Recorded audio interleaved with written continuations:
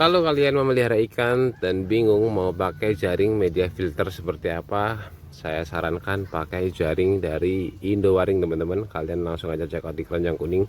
Ini yang size M ya, kalian bisa lihat ukurannya agak besar. Ini terdiri dari berbagai macam size, kalian bisa cek di keranjang kuning tergantung kebutuhan kolam kalian. Nah, yang size M aja sudah sebesar ini. Nih, di sini kita bisa taruh media filter ke dalamnya teman-teman. Tuh, bahannya sangat berkualitas ya, lumayan kenceng nih.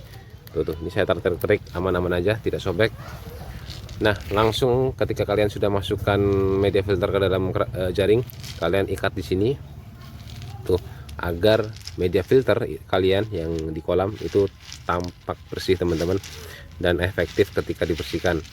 Kalian langsung aja check out keranjang ini di keranjang kuning ini teman-teman. Kalian cek di keranjang kuning ini untuk jaring dari Indowaring.